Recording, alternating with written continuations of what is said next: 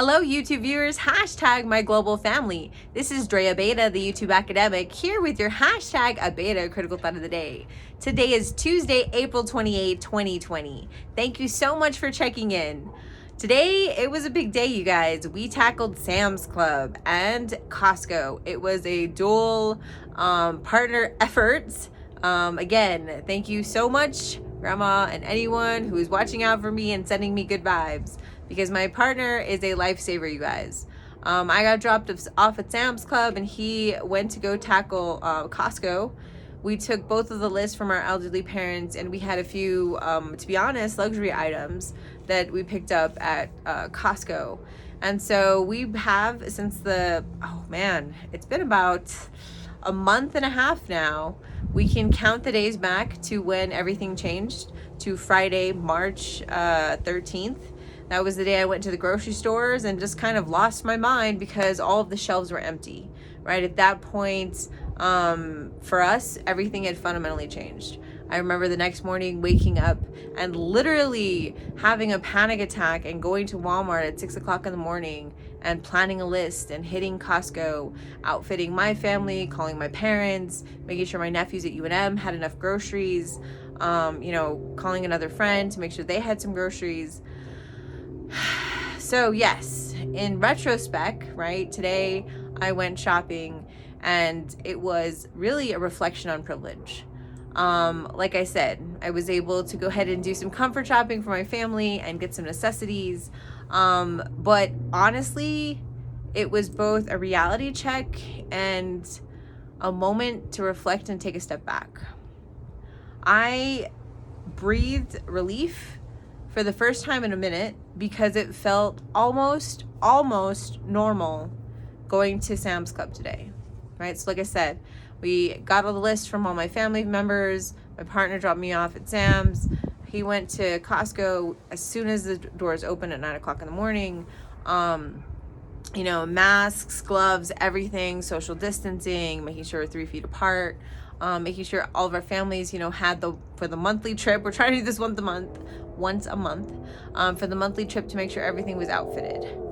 And again, it was strange because everything was fully stocked almost, right? There was the sign the last month, I believe at the beginning, I think we went shopping every 2 weeks.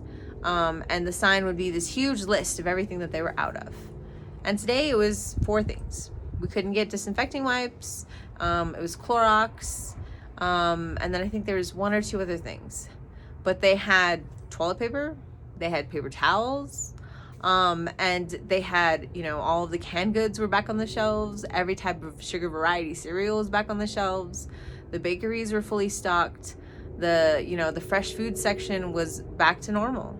I remember shopping about 3 weeks in, and that entire prepared food section was completely empty, right? When the bakery, the shelves were empty, right? And when you looked at the meat department, that shelves were empty, right? It was a very sobering moment, I think, for a lot of Americans, because we had never been faced with this type of not having access, right? We're used to going into the store and having, what kind of cereal do you want? There's 15 kinds, pick one, right?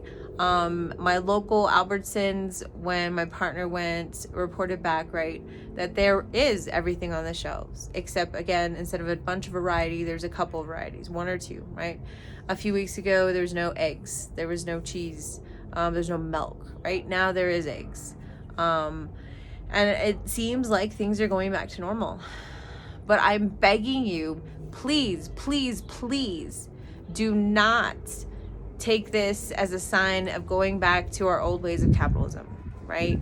We have to really take a step back and think about how unstable our systems really are.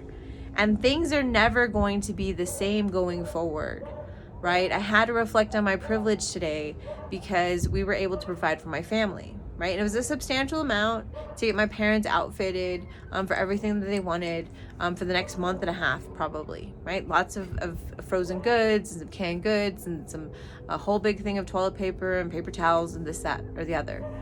But they also had the privilege to be able to go ahead and transfer that few $100s in order to buy groceries. And they are luckily both employed by educational institutions that are stable, that are still functioning, that are still working. So their livelihoods are not at stake or in jeopardy, right? On top of that, my own livelihood is unstable at the moment, right? I've lost 75% of all my teaching income. And I've reapplied for GA-ship. Hopefully we'll get awarded again next year. But unfortunately at this time, after my one summer class, I will be unemployed, officially 100%. My partner, who last I reported at 75%, is potentially looking at 50% because all of his work is predicated on the government. And that's troubling, right? Because we don't want people's lives to be at stake. And we're gonna probably be looking at a 50% cut in the next couple of months, which is okay. We're gonna be okay. Do not worry about us, you guys. As I go through these videos, as I share my daily bits of life with you, I talk about my own self as being this letter princess. In college, it was a cute nickname, right? I had a lot of alcohol, you guys. I had a lot of alcohol in my room.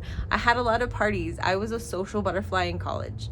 I've since matured and grown up, and the parties I used to throw have now turned into creation of community and family networks and support networks and student organizations and youth activism. And I've used the skills that I've been honing at parties and loving people and making friends into a real life community organizing skill, right? I use every bit of resource that I have at my disposal to not only support my family, but my friends and my community, to make sure that every day I try to make one difference in someone's life.